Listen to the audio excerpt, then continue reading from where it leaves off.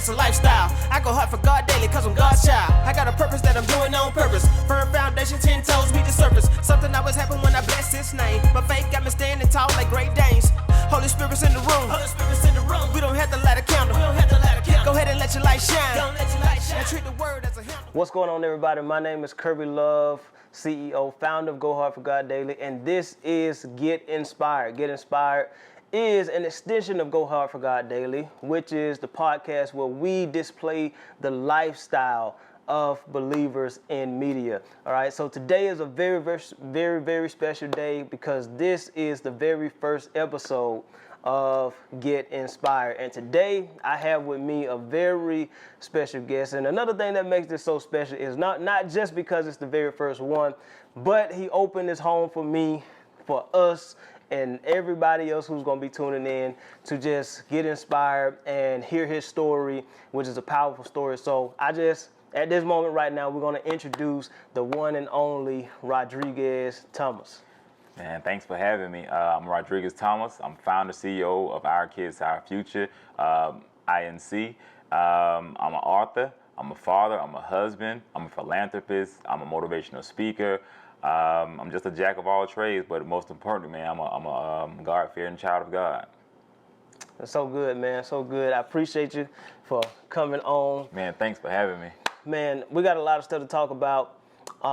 We were just having some behind-the-scenes moments or whatever, so we're going to get into some of that as well. But the first thing I want to get into is just talking about Our Kids, Our Future. I know that is your business, your brand, and you're now incorporated, right? Yes. So just talk to us a little bit and tell us about Our Kids, Our Future, what it is, what it's about, how did it get started, where did the idea of Our Kids, Our Future come from? Well, Our Kids, Our Future was birthed in 2014 with the tragic loss of a close friend of mine, Jason McNair.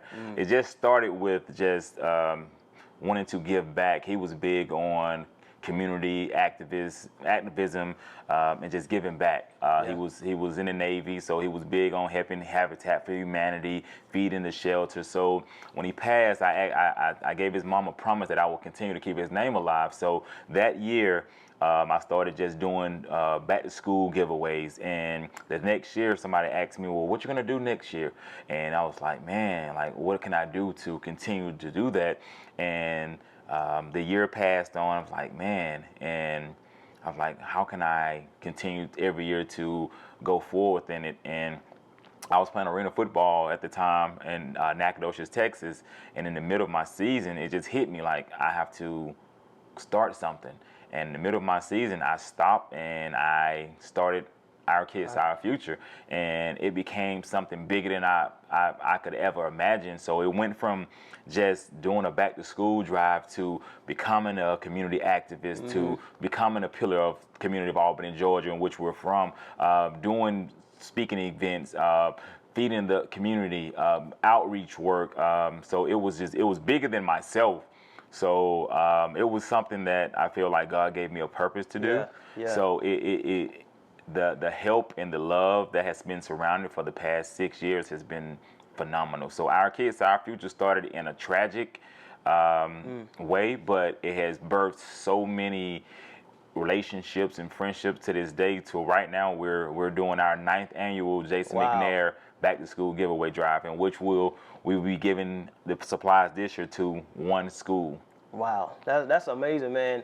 And I think if I'm right or wrong, you can correct me. Did the motivational speaking kind of branch off from Our Kids, Our Future?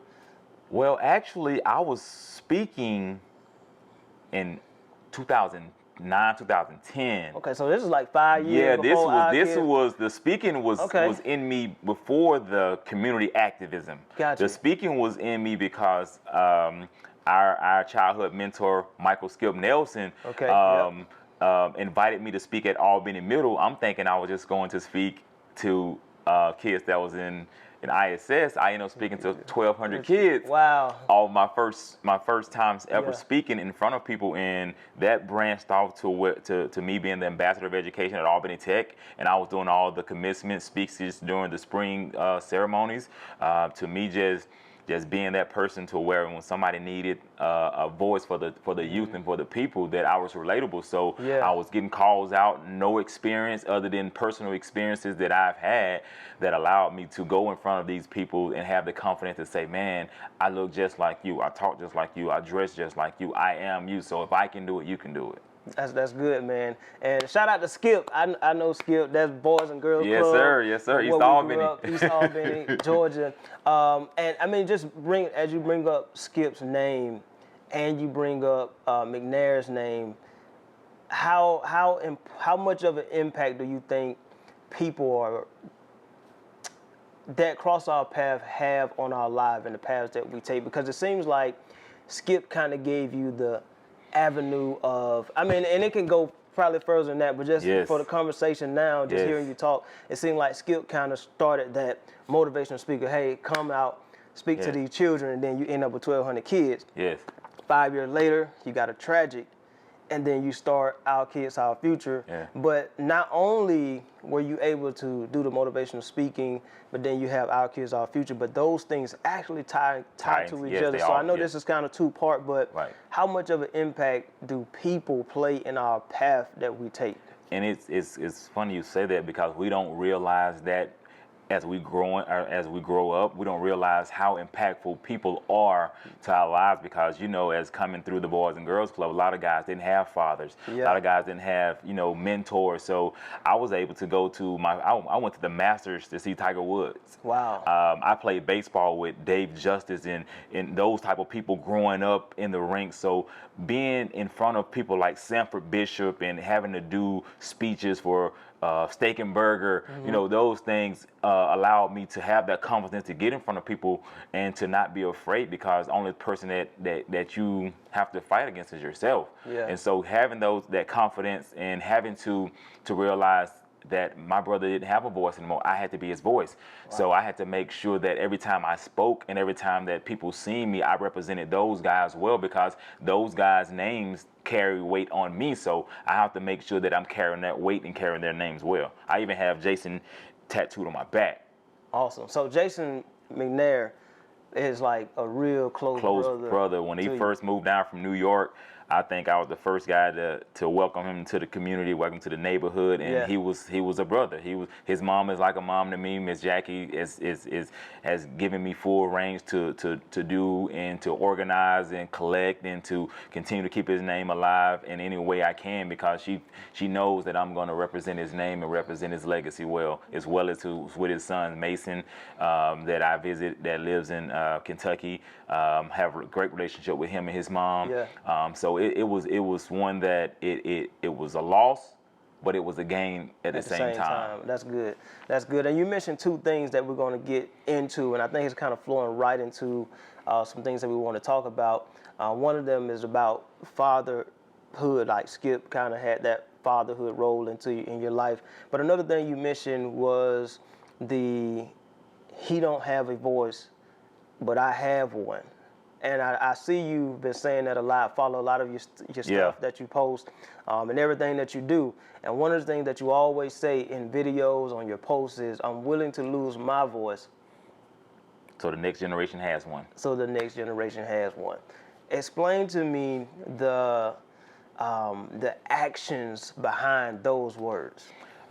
We live in a society of social media to where people are afraid to say the truth, because they don't want to be cast out as, you know, rattling the cage. But we live in a society as don't talk, don't tell, or you a snitch, or those things. And these kids only go by what they see and not what they hear. And so me being the voice is, I'm not afraid to lose a friend to save a life. I'm not afraid to lose popularity to save a life. I'm not afraid to go in the traps and say, hey, if you want to take a life, help me save one. I'm not afraid to go into the prison and the juvenile justice system and say, hey, if anybody cares, I care. So me losing my voice is the minimal that I can do to speak up for you, because a lot of kids don't have that backing to say, man, I need somebody to just say, I love you. Yeah. That's the first thing I say before I do any speeches is say, tell the person to the left or the right that you love them because that's your voice. And the first thing we do when a person dies is say, I wish I would have. So that voice that you have is the time that I do and I use it now, because when I leave here and when we leave this world, this video is going to be played and our voice is going to be something for somebody else to say, man, guess what? I was going through what they was going through. I know that I don't know them, but I can relate to that story. And that's what storytelling is to leave that voice. Tupac has been going 20 plus years, but his voice is still resonant to this day. That's right. His voice is still powerful to this day, and that's all me losing my voice so you have one. So if I give you something that I have, it my legacy carries on because it speaks through you. Right, right. So as you're talking about the voice, and we talked briefly about fatherhood, I want to get a little bit deeper into the Our Kids, Our Future and the motivational speaker, because we talked about how they kind of tie into each other. With Our Kids, Our Future, you're talking about you having a voice. You're talking about Skip being that father figure or having that father role in your life. And with the community of people that you have dealt with or been around, is there like a neglect of fatherhood and a lot of, has there been young boys or other young children a part of Our Kids, Our Future, or are you taking that to different cities? Because I know you travel with this as well. Have there been others that you've had to play, or you have just had that impact, even if it was right then and there, where you was like that father figure that they needed, that male voice? So we talk about voices. How many times have it been, I appreciate you, this is what I needed? First of all, I want to give a shout out to my pops, Theodore Rabin, man. By far, if I can be half the man he is, I'm gonna be a great man.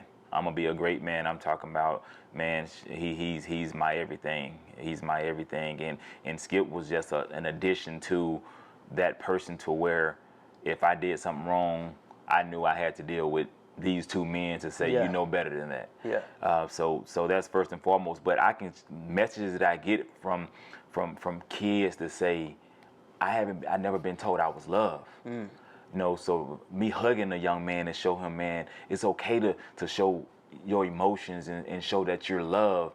And I get messages out there every time I speak to say, man, that was for me. I spoke at Clayton County Middle School in Fort Gaines, Georgia, May 20th, and I had young men leaving the gym crying because they was so touched, because they haven't had somebody to tell them that they're loved, or that they can be something, and that they can go as far as they want to go. Don't look for the moon, go to the heavens. And so just knowing that they never been told that it was love or appreciated, and even young girls that never been told that you're more than your body. So I get those messages, or when I go to schools and like Miss Hardison, I'll get emails from kids saying, man, your message was right on time because I thought about committing suicide. Or I get a teacher say, thank you, that message wasn't for the kids, it was for me, because I had to start believing in myself, self-doubt. I had to start realizing that sometimes it's not that person, it's me. The people are so afraid to look in the mirror that they watch their face with their head down. Wow. So I had to be that voice in that face to say, go look in the mirror and tell me what you see. And when you can conquer that person that you see, that's when you become great. That's when you become successful. That's when nothing in the world can stop you from facing yourself, because you're your biggest enemy. Once you can conquer self, the world is easy. So in looking in the mirror, conquering self, the ideas and the thoughts sometimes that we have about us is the first step to getting to a successful place.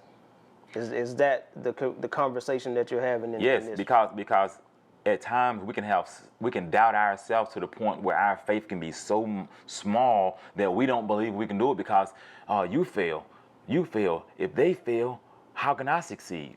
So believing in self, it's called self-esteem. Look at self. Self-esteem, self-worth. But the biggest part is self-love. Some people don't have self-esteem. They don't know their self-worth, so they can't have self-love. That's why a Bama can tell a young lady, you're pretty, and get whatever she want out of him he want out of her, because she wasn't never given that validation from a father figure to say, baby, you're beautiful, you're more than your body, you don't have to settle for less. And that's where that self-worth and that self-love comes from, because you're giving yourself confirmation, you're giving yourself the ability and authority to say, I'm more than what they see in me. I know what I see. Yeah, that's good. That's good. So with that being said, do you feel like this is going to be something that you begin to push even more into in motivational speaking, our kids, our future, philanthropists? Is it something that you're going to push more into, and what would that look like if so? I think God is opening up doors to where I won't be working in somebody's job soon. That's I feel He's molding me, putting things in place to where when I say I'm done, I'm done. I'm talking about six-figure salaries. I'm talking about sitting at home, getting my daughter off the bus type stuff. I'm talking about, so it's in the making. It's coming. It's slow, but it's coming. And I think it's not about how fast you get there, but the longevity. I don't want to get the $1 million success in a week. I want that $1 million to grow. I want generational wealth. Yeah. I don't want right now success. Somebody asked me, would you rather be famous or rich? And I said, I'd rather be rich, because a famous person is just known. A rich person can take care of his family. Yeah. But then I don't want to be rich. I want to be wealthy. I want my kids to eat.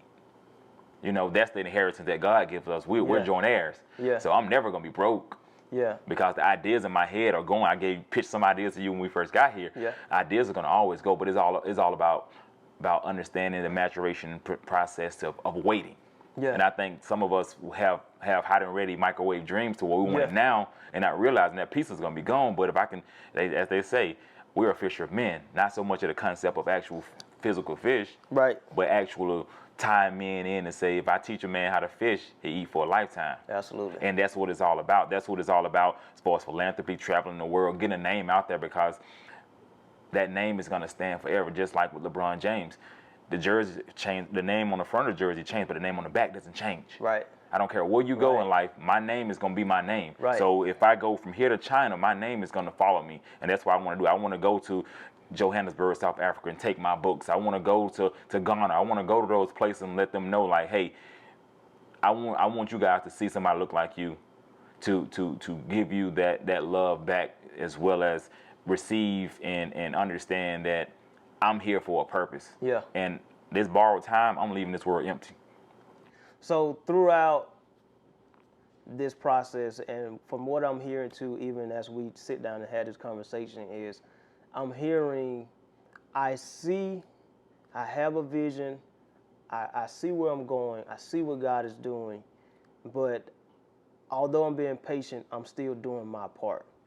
How difficult, if any, has that been? Because sometimes we can get to a place where we have the vision, we see, we know God even speaking to us, and we can become ambitious at times and jump into the thing that we know we're supposed to do because we have the fire, it just lit up. Because I hear your stuff, I see your stuff, and we were just at a place recently, right? And other people were able to see and like, man, this dude here is like on fire. Like, how difficult is it to still be able to maintain that fire, knowing that I still have to just do my part and let God take care of the rest?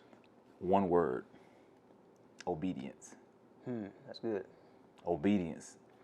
It says what? Obedience is greater than sacrifice. Yes. Being obedient is probably the hardest thing to do when you know you were in arm's reach of it. And I say, and piggyback to what you said, if we all do a little, no one person has to do a lot. That's good. And so by me doing my part, I have many people in place to help me along. So nobody can be great by themselves. That's right. A boxer can't be great if he never has a sparring partner. That's right. A shooter can't be great if he has nobody to pass him the ball. So everything that I've done and I'm doing is like it's a machine. And with that machine, you can have a Mercedes-Benz outside with no motor. It's not going to go nowhere. That's right. Unless it's a smart car and it has, it's plugged up. But it's one of those things to where I'm being patient. Yeah. And we know patience is a virtue. And I'm being patient because I know that my dreams are so big that they scare me. That's how I know it's something that's big about to happen, because my dreams wake me up. That's a big dreamer. That's and the thing of it is, a dreamer is like a shark. Yeah. The moment you stop dreaming is the moment you stop living. A shark moves in its sleep. So the moment the shark stops moving, his heart rate goes down. Wow. That's why when you see the shark in the water, his tail continues to move. His tail continues to move because he's never stopped. That's why he's an attacker. Wow. I didn't know that. So now Yeah. you're educating me, and I like that though, because I am into looking at like nature, how nature moves and things like that, and then applying those same principles and things that, just like you did with the shark. I love doing those things. So I love that analogy, and I love the stance on obedience. Yes. Because it is necessary for us to just stay in that path. We were just having a conversation with my son recently, just talking about just doing what it is that you're supposed to do. That's it. And the other thing that I like is that you're saying that we collectively can come together and be able to do X, Y, and Z, and that you don't have to do it all by yourself. It's power in numbers. It's power in numbers. You know, without a carpenter, without a person that lays sheetrock, paints, installation, electrician, a house is not going to be built. That's right. A house is not going to be built. You know, you can't build a bridge without a welder. It's not going to happen. Yeah. So everybody has the strongest animal. The strongest animal I can say is two of the smallest animals. I won't even call them animals. Insects. A bee and an ant. And an ant. Yeah. If you have, they say mustard seed faith. If you have a bee and an ant faith, Yeah. you can move mountains. Yeah. Because we know an ant carries 10 10 times its weight. Yes. And a bee, without bee pollination, it's no life. It's no life. And that's just like having Christ in your life. You can have all the money in the world, but without Christ, you're empty. They say, will a man rob God? Yes. Yes, he will. Because you can have everything, but you don't have that one thing. Because we know the devil gives gifts too. That's right. He gives gifts too. And those gifts can be the one thing like, man, I've been fasting, I've been praying, but this person over here don't fast, don't pray, don't tithe, don't go to church, don't sow. But they have everything I want. God said that's not going to last, because everything that God gives, he provides. That's right. And he sustains and he keeps it. That's right. The devil will have you thinking, yeah, he got a 10-year run, but he finna do 20 years in jail. So God said, I kept you from that. I kept you from that fast success, and I allowed you to build your house. Yeah. I allowed you to build on strong foundation. On a firm foundation. It goes back to the three little pigs. The straw, it fell. But what sustained it was a strong foundation at the end. That's right. The big bad wolf will number the devil that comes along, the huff and the puff, and to blow our house down. But when we got that anointing on our house, he can't nothing he can do. That's right. The thing of it is, it says, no weapon formed against me shall prosper. He said it will form, but it won't prosper. That's right. So yeah, I can get cancer, I can have diabetes, but God is going to cleanse my body. Yeah. That's the only thing going to dialysis is cleansing your blood. It's cleansing your body. And that's what God does to us as believers. He cleanses us and he gives us insurance to say, guess what? I can do all things through Christ who strengthens me. And that's why we're here today, because God has given us something that we ourselves couldn't give us. That's right. And that's life. Yeah. Yeah. So in talking about firm foundation, this kind of leads me into the lifestyle of a believer. And you've been a believer yourself, and we're talking about entrepreneurship, philanthropist, motivational speaker. You're just having all of these things. Right. And another thing you had before we get into this part, you just had a new baby. Yes. Talk to us a little bit about that, because we want to talk about fatherhood too. Oh yeah. So talk to us about, has it been an adjustment in having your new baby and getting married and all these different things? What's that adjustment like for, like, just in your whole lifestyle and business and, just everyday life? What's that adjustment been like? Honestly, no adjustment. It's been an added purpose. My first daughter, I have my first daughter, baby Ryan. Yeah. She's asleep right now. Beautiful young lady, gave me so much purpose to know that my older sons, Jalen, Jordan, Jamar, and Jashawn, allowed me to be the father I am today. They gave me the added purpose. I was a young father, but they gave me that added purpose. And when they found out they was having a sister, they almost lost it because she's the only girl. Yeah. But just life itself, I have an amazing wife. Yeah. Amazing wife. She's Michael Jordan. I'm Scottie Pippen. I can roll with that. And I know my part. She knows her part. And so when she wins, I win. When I win, she wins. Absolutely. But the adjustment, man, is so easy when you see videos of that goes around when the mother tries to embarrass the father for bringing a child something to eat, to where here it is, we live in a society where everything is recorded. And it's damaging the child more than helping the child. Yeah. And when you have team members like my son's mom, she's amazing. She's an amazing woman, man. She allowed me to be a father in the village that we have around us. But just balancing those things, when you have a team around you, it's so easy because everybody is included. When I feed the people, my wife is right there. When I'm serving the people, my wife is right there. She's behind the scenes. She's taking me to certain places. She's taking me to the airport, those things. So having a strong team, my sisters, my mom, everybody, as we call it, we know our assignment. Yeah. Everybody knows what the end goal is, and that's the if I win, they win. Yeah. And it's all about image. It's all about creating something that's gonna live and last longer than us. But just having her, man, it gave me that added purpose again to say, you know what, it's not about me no more. That's right. How can I create something for her to help build her up in a society where Instagram models are glorified, and a woman that doesn't show her body can't get a man. Yeah. So me showing her to raise her how to be a wife and how to serve her husband and serve God at the same time, and to understand that you are more than what society say you are. You're a child of the Most High. Yeah, and that's so good. I want to backtrack a little bit because as we're gonna dive into fatherhood, so you had boys at a young age. Yes. How important is it for let's speak to our young dads out there today that may be 19, 20, 18, and even for myself. I had my son, I was still in high school It's me here. when I had Me a too. son, Yeah. so we can understand that. So let's speak to our young men out there, and as we talk about fatherhood, how important it is to be there, even if you're 18, 19, because we didn't have it all figured out. So what was that like for you, and just give a message to those who may be in that situation, and because looking at you now, people wouldn't know that. Right. They wouldn't be able to and I, like I said, I've been following you, I've been seeing your stuff, and I've seen that you're an amazing dad, that you are always in your children's life, your boy's life.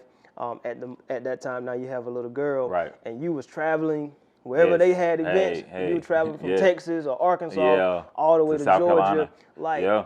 just let's speak to those who are in that situation now, and how important it is for us to just be there in our children's life, no matter what the situation may look like. Yeah, I tell any young father, man, it's no longer about you and their mom. It's all about the well-being of the child, understanding that you and mom may not get along, but at the end of the day, it's all about the well-being of that child. How can we invest? How can we put the right village around our child, having that strong foundation, that strong understanding, whether it's a grandmother, whether it's an auntie, whether people holding you accountable, because now you're not just doing it for yourself, you're doing it for somebody else that can't depend on themselves at the moment. That's so right. it's all about having a strong foundation to understanding the why. Yeah. Why I do what I'm doing. Just like my thing, I say added purpose. The child is an added purpose, because now I can't call out of work now. I gotta work. Yeah. I can't hang out with the guys this week. I gotta work. I gotta go pick my daughter or my son up. I have to. It's not the present that you give a child that matters. It's the present that you spend with your child that matters. Yeah. That's why I call it the present. It's a gift. Yeah. Time is a gift because we don't get yesterday back. That's why I call it the present. So it's all about the investment of being a father and understanding that you can have a great father, but you want to be better than your father was. You want to take the lessons of your sensei or the person that raised you to say, you know what, okay, I want to be available. Because the only thing kids want is time. That's right. They don't care about the latest shoes. They'll get some light ups and wear those. Yeah. They don't care about that. It's all about the invested time to show them that you care. And I tell any young father, listen to me. Invest in your child, spend time with them, let them know that they're loved. Tell them every day that she's beautiful, that he's handsome. Let them hear that I love you, because when society tells you that you're not loved, I'm going to tell you that you're loved, and dad or mom tells you that you're not loved, they're going to join the gang. They're gonna try to find happiness in a man. They're gonna be with this, that, and the third other man. And that's what happens when the village turns their back on the child, because they feel like, oh, you're young, you should be out here doing X, Y, Z. Well, guess what? I'm a child just like you were. I made mistakes. Now help me be the best parent I can be by being there for me. Right. And that's all I want young men to understand. It is no longer about you. That's right. One of the things that I like to talk about in fatherhood is to be active and present. Yes. With you being active and present, what is the response? Because your boys are older now, right? Yes, yeah. I have a grandson. Yeah. Yes. Okay. Yeah. So with your boys being older now, what is the response of them now being grown, of you being active and present? I can say this. I get a message from my sons every morning. We are on a thread. Dad, I love you. Thanks for being the man you are to us to allow me to be the man I am today. So I get those, I didn't understand why you was like that with me, to now it's like, Dad, thanks for being that for me. I remember times where my son would have a game on a Friday and I wasn't flying out until Friday morning. Come to find out they changed the game to Thursday. I would go home from work, sleep for 4 hours, and drive 15 hours.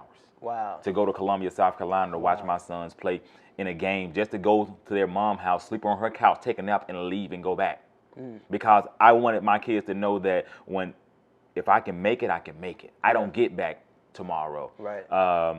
And every moment I was there, they knew I was there. I was the loudest parent in the stadium. You know, seeing my son score a touchdown, hearing parents like, oh, that's your son. Oh, man, he's amazing. You know, those things, and having my sons with me, us going laser tag and driving go-karts, playing video games, you know, just going eat pizza. And it was times where I would go visit them, and they'll just come to my room and we'll just chill. They don't want to go nowhere. They just want to be around Dad, you know. And as they got older, I'm thinking, oh, they don't want to chill with me. They just want to be around Dad because everybody think I'm the cool dad. I look like their big brother, you know. But just the lessons that I learned from them was, you don't have to make everything, but just be a man of your word. Yeah. I will tell my kids, when you first get your schedule, circle the games that you want me at, and I'm going to be there. So the games that they told me to be at, I was there. Those moments that they say, Dad, I want you here. Dad, can you meet my friend? You know, my son Jamar would bring his friend every summer with him to come spend the summer for his birthday. We would go to the Braves game. We would go to Six Flags. We would do those things. And his friend was like, here your money. I'm like, nah, you my son's. You say my son say you his friend, you his brother. That's right. My sons don't need friends. They need brothers. They need somebody to hold them accountable. And that's what a brother does. A brother hold them accountable. So I'm my son's best friend. Somebody said, I can't be my son's best friend. I said, why not? I said, what do you do with your best friend? You tell them all your secrets. You confide to them. You give them your ins and outs. If you get your heart broken, whatever. That's what I am to my kids. I'm their best friends, to the sense of knowing that I can relate to them and they can come to me. I want them to run to me, not from me. Right. And that's what I come in it as a confidant, to say, you know what, if I don't teach them and I don't tell them how to deal with some things, now they gotta live with the decisions and the consequences without me telling them. Right. And now they gotta learn the hard way. Yeah. And that's where being an active father, an active parent comes from, because you don't just be reactive, you be proactive. You know, you don't tell your son to use a condom after he has a baby. You let him know, hey son, in order to prevent this is what you do. Right. You know, so it's all about just that time. Time is everything. And in this, even listening to you, what it speaks to is having the open door policy. Yes. And being able to effectively, not just communicate. Transparency too. Yeah. Yes. Not just communicate, because when I say not just communicate, because anybody can talk. Right. But communication is a two-way street, Right. which means we have to also be able to understand. Right. And you mentioned something previously about understanding that we make mistakes too. Yes. All right. So even with us understanding, like, okay, we've made mistakes, but my communication to you now is to let you know that I've been there, I've done some things, and I want to give you the tools now so that you don't go into the traps or the things that I had to deal with, because I want the best for you. How was that conversation able to be managed for you and your sons? It's amazing because it's no experience like life experience. It's nothing. I can't tell a dog can't tell a giraffe how to eat leaves. Right, right. You know, and if you never done it, if you never been in them shoes, you can't tell a person. Tell it. That's so right. So even I had a conversation with my son last night. It was so funny. One of my sons about to get his first apartment. I was saying, hey, if you can't, and everybody want to get a room. I said, if you can't pay your bills by yourself, don't move out. That's good. If you can't pay your bills by yourself, don't move out. My son said, Dad, I want to show you something. My son's credit score is better than mine. That's good. My man. son, where I was at 19, my son's bank account is good. That's good. Credit score is good. And it's one of those things to where he said, Dad, even when you think I wasn't listening, I was listening. Not knowing that he was calling my wife and finding ways and what credit cards to use to get his credit up, and how can he better his credit, and how can he dispute stuff. So the stuff that I didn't know at the time, he was picking my brain to see what I can help him to be better in. And that's where those conversations, like we have dialogues, not monologues. Got you. And I think that's what a lot of parents mess up at. They talk at a kid, not to them. I'm the parent, you're the child, you listen. I'm right, you're wrong. Don't sell weed, but you smoking it.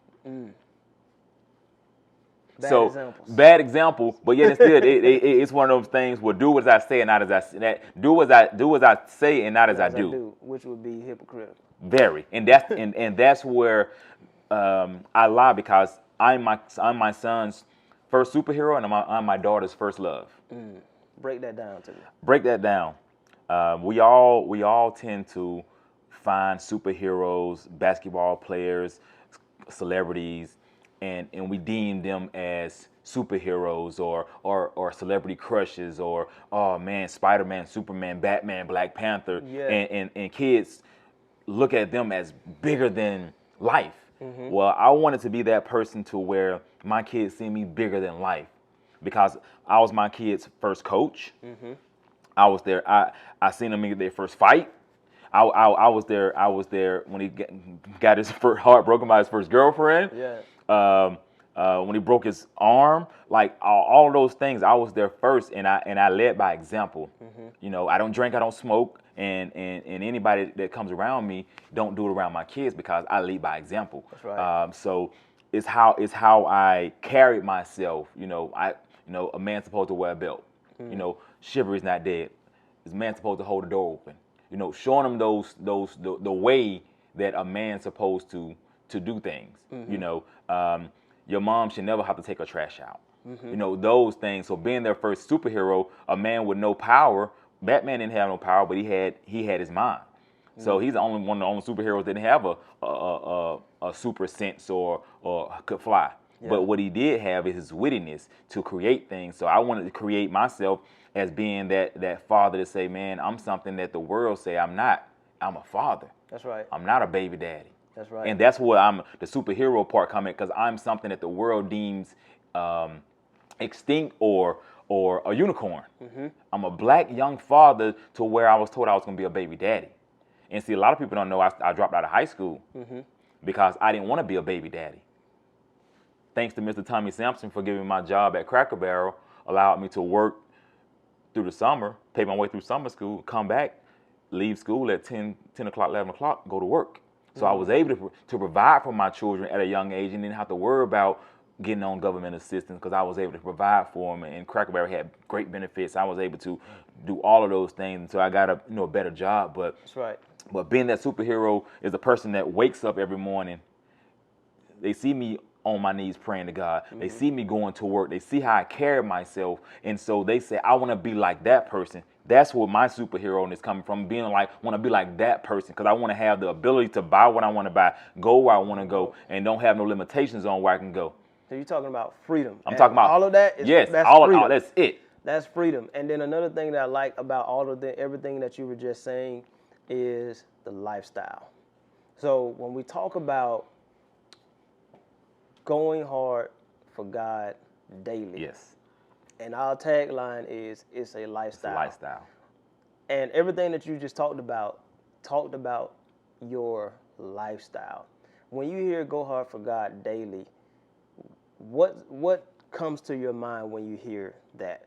The tagline in itself, it's a lifestyle. It's like, once again, it goes back to will a man rob God? Yes. But when it's a lifestyle, you do everything you can to represent what it is that you're wearing. It's not a T-shirt. It's a lifestyle. It's fashion. It's how can I put it? It's prestigious to say I own one of those. Because when you put it on, it's like a cape. Yeah. You know, it's not just a T-shirt. It's a cape. It's my wardrobe. It's my shield. Yes. Because that thing that across your chest, it says I believe in something bigger than me. That's right. And if I go hard for it, it's just like going to the gym. You know, it's a lifestyle. You want to look good. You want to feel good. You're gonna go to the gym every day. You want to eat good. You want to make sure that you're not eating too many fatty foods. So going hard for God daily is it's just that. It's a lifestyle. It's one that can't be played with. Yeah, and I think even as you was talking about fathering, I think fathering in the capacity and the way that you have done so, that's part of going hard for God. Yes. Because what we do, we look at the expectations of God. As a father, he don't leave us. Nor forsake us. Nor forsake us. And we take those same principles and we apply those things. So just like you were just saying, we're going to the gym. If I go to the gym, I'm taking care of my temple. Yeah. You see? So Yeah. when we talk about the lifestyle, it's everything that you've been talking about. We're talking about fathering. We're talking about mentorship. We're talking about impacting, influencing, changing lives, and being available. God is always available. God is always available. And just like I said, from the outside looking in, and I know we probably can have a whole 2-hour continue this for maybe another 2 hours, but from the outside looking in, man, I could say, man, I commend you on fatherhood. Thank you. And Likewise. all that you've been doing and for your boys and still doing for them now, and the openness that they have with coming to you, I think that's something special that many fathers wish they could have. And in them wishing they could have that, we're going to kind of get just a small glimpse, because I want to be able to speak to this audience of people too who are fathers, but they don't have the relationship. What advice or what would you tell them or give them so they can build and have a bond or that father-son relationship? Even some of them may have daughters. Right. What would you tell them at this point right now who don't have that bond? Because you're obviously living that, right, but you've also went through the process of building right, that. What would you tell them in this time right now? First, get your child legitimized. A lot of people don't know about legitimization. Yeah. Legitimization gives you rights. If the mom was to pass tomorrow, that child goes to the closest of kin, maybe her mom, her sister, her dad, or whatever. Know your rights for your child. Going hard for God daily is, if I can't see my child, I'm going out to this court and I'm gonna do everything I can to fight for my child. A lot of people don't fight for their children. They say the system take no. If you want something bad enough, you're gonna go fight for it. And I tell any man, fight for your child. Let your child know that, hey, I love you. Yeah. That it doesn't get no easier than that. Showing them and telling them one thing. If you know your child has a game, show up. They can be the sorriest thing on the field, but seeing you there will change everything. Present, like we said, is all about presence and understanding and getting an understanding with know who you laying down with. Let's big. Yeah. Know who you dealing with. You know, because there's some fools out there. Yeah. So we can talk about that, but just the fact of wanting better for, because we know this thing with black men, we're quick to be labeled as baby daddies. Yeah. You know, we quick to say, oh, he got kids from that person, he got kids from that person, but we're quick to label them as baby dads, and we're quick to put them on child support, and we're quick to say he's a deadbeat. But I tell any mother, give him a chance. Yeah. You know, show yourself worthy. But I tell any man, fight for your child. Fight for that love to say, hey, I tried. You know, because you can't fail if you don't try. That's right. You know, so go hard for your child the same way that you would go hard for your partner. For anything else. You know what I'm saying? Yeah. And it's just that simple. It's just that simple. Just going hard and just realizing, man, they might not understand it now, but when they get older, they'll realize, man, my dad really loved me. Yeah. My dad really cared. Like, even, I know it was a small token for my son, but for me to be able to give him a car and give him the title to that car meant the world to me. Yeah. It meant the world to me because I knew how hard my son was going. He was a college student. He was working full time. He was riding a bike to work, to school. He was bumming rides. And here it is, I have a vehicle that's parked in the yard that's not going nowhere, that's paid for.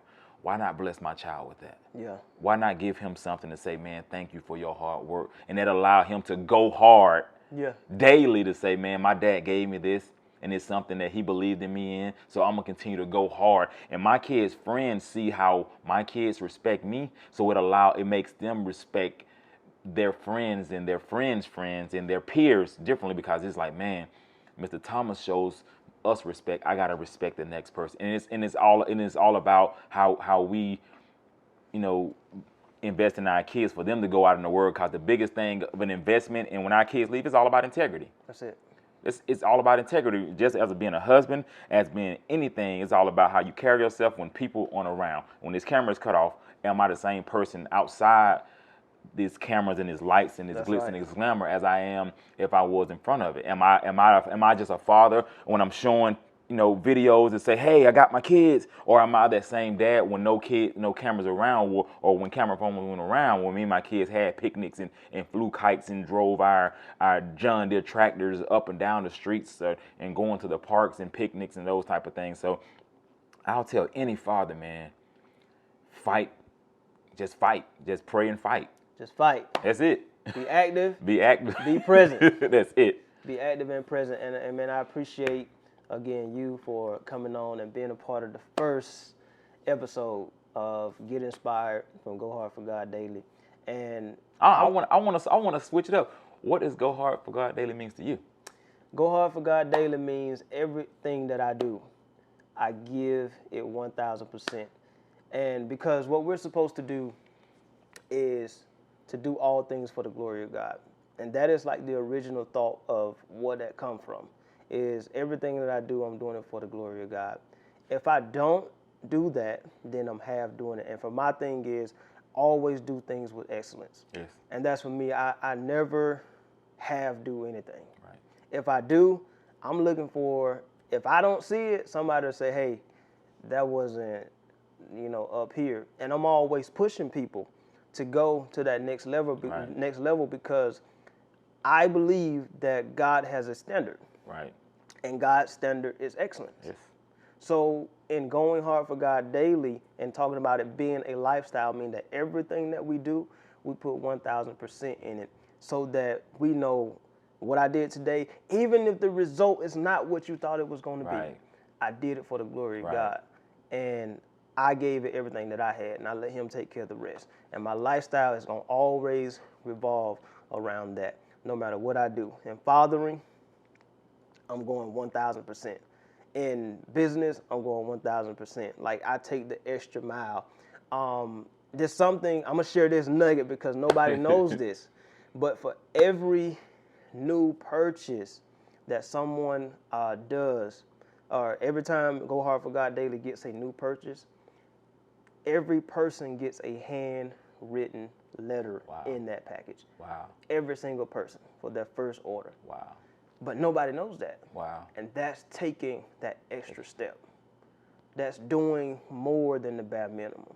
And that was something that my father always told me too. He said, son, if you're going to do it, do it. Do it. You're going to go. If you're going to have do it, don't do it at all. Right. You know, so just taking, just like you taking the principles of God, applying them to your life, and then you taking those principles, applying them to your life. You have a seed. That seed sees those same principles that you instill. He applied them to his life. We have no choice but to win. Yeah, that's it. And the thing, and I know we're wrapping up, and the thing of it is it's all about surrounding yourself around people that want to see you succeed as bad as you do. That's right. Accountability people that say, man, you can't go, don't go to the left, there's a flood over there, go to the right. But yet and still, if you have people that say, man, just go test it out, you got to understand that people got to want to see you succeed as bad as you do, and people got to want to see you thrive. That's right. And a lot of times we deal in a society to where people want to see you succeed until you succeeding bad as them. And that's where you have to realize, you're like, you know what, I have to back off. You know, you have to distance yourself from people that have ulterior motives to why they do what they do to you. That's right. And that's why you see when people like a hustle mentality. When you selling out of your trunk, you can't keep nothing. You open up a storefront, people won't even come to your store. Oh, wow. That's why a lot of people have food trucks. That's why a lot of people sell plates on the side, because when they was selling out of their house, they couldn't keep food. The moment they open up a storefront, they couldn't stay open for 3 months. That's right. And that's how it is. You have to go for God. You can't worry about what they say. You can't worry about likes. You can't worry about comments. You can't worry about shares. You have to understand that, yeah, you prayed for it, but God's timing is way better than our timing. That's right. And that's what's going to happen with the next joint ventures, business ventures. His timing is everything. I just have to be ready. I have to be ready. Like I said, when I can throw some nuggets out too. When I left Albany, Georgia in 2012, I was homeless. I just had a job in my Tahoe for 2 weeks. I didn't get paid until 2 weeks later to be able to get a place to stay. A week in hold. And all I had was a gym membership. Yeah. In my truck, I would go to the gym, I would take a shower, I would go sleep in my truck, I would go to work, come back, take a shower, work out, do the same thing over. I was eating hot and ready pizzas for 2 weeks. You know what I'm saying? But the thing was, I knew my purpose of while I was going. My purpose was to be a better person, to be able to provide for my children. And when God provides you with those things, He ain't never say it ain't gonna be no storms. Like, you gotta understand, if it don't rain, nothing don't grow. That's right. And so only thing rain does and a storm does, it grows you and it develops you and it molds you and it shapes you. So when the storm does come, it's like, that's why I said in one of my videos, you gotta be an eagle, because an eagle doesn't fly under a storm. It doesn't fly over a storm. It flies through a storm. Yeah. Because those wings are built to last, to go through things, and we have to be ready to go through things. And as I spoke at the coffee shop about understanding the significance of a bamboo tree, and that's how God does it. He plants us, and sometimes we have to go in that dark place and not be seen for months and weeks and years. So with the bamboo tree, it grows 3 to 5 years down before it grows up. And once it grows up, within 6 to 9 weeks, it's 90 feet tall. And that's how it is. So when people say, man, you had overnight success, no, God was already planting those seeds and watering me. So when you only seen the right now, not understanding behind the scenes, like when you was doing your setup, nobody would understand how this video was edited and cut, but they didn't see the work that was going into it. That's right. You know, people only see the right now. We don't see the manufacturing of cars. We just see when it comes off the showroom floor. And right now, we're both examples of God working in our lives and molding us and shaping us. I can even remember to where when you was doing your music, and I still have those CDs to this day, to this day. And then you was like, hey, bro, I'm finna switch. God gave me a call on my life. Yeah. And I said, I ain't going nowhere. Yeah, that's true. I said, I'm not going nowhere. I said, wherever you go, I go. That is true. And so you don't understand me following your path. I can't be connected to somebody that's going higher and I'm still stagnant. That's right. I have to continue to move forward. And I want to give a shout out and a praise to my pastor, Dr. Gabriel Allen Powell, to allowing and giving me the insight of understanding that God has a purpose in our life, and we got to have purposeful people in our life, because if I have purpose and you don't reach your potential, I'm failing. I want assets, not liabilities in my life. You're an asset to me, because you gain, I gain. Likewise. If a liability, if I lose, we both lose, because you have nothing to add to me. That's right. And that's all it's about. And That's I right. appreciate you once again, my brother, for allowing me to be the first guest. Yes, sir. Man, Yes, sir. and hope we've been waiting for a while Yeah, for we've this. been waiting And for a while hopefully to this get won't it. be the last. And this is amazing, man. I hope this interview touches some people. I hope them learn more about who we are as men and followers of Christ, and understanding that, man, we make serving God look dope. Yeah. All right, this is the wrap-up of our very first episode of Get Inspired. Let's give a warm welcome and a thank you, because we're closing out, to our special guest, Rodriquez Thomas. You'll be able to follow him on all of social media. Go ahead and get your plugs real quick. Man, real quick, man, you can follow us on Facebook at Our Kids, Our Future, INC. You can follow us on Instagram at Our Kids, Our Future, INC. You can follow our videos on YouTube. Simple, just type in OKOF or type in Rodriquez Thomas. Man, we just thank you for allowing us to come into your homes. And if you want to support, man, just please follow us, man, and we'll be looking forward to coming to your city. All right, that's it for Get Inspired episode 1. Make sure you stay tuned. Hit that like button, hit that follow button, subscribe button, everything that you need to do to stay updated right here at Go Hard for God Daily. Get Inspired. See you guys in the next one. Peace. Everything that we do reflects a lifestyle. I go hard for God daily cause I'm God's child. I got a purpose that I'm doing on purpose. Firm foundation, 10 toes meet the surface. Something always happen when I bless his name. My faith got me standing tall like Great Danes. Holy Spirit's in the room. Holy Spirit's in the room. We don't have to light a candle. We don't have to light a candle. Go ahead and let your light shine. Don't let your light shine. And treat the word as a handle. Holy Spirit's in the room. Holy Spirit's in the room. We don't have to light a candle. We don't have to light a candle. Go ahead and let your light shine. Don't let your light shine. And treat the word as a handle.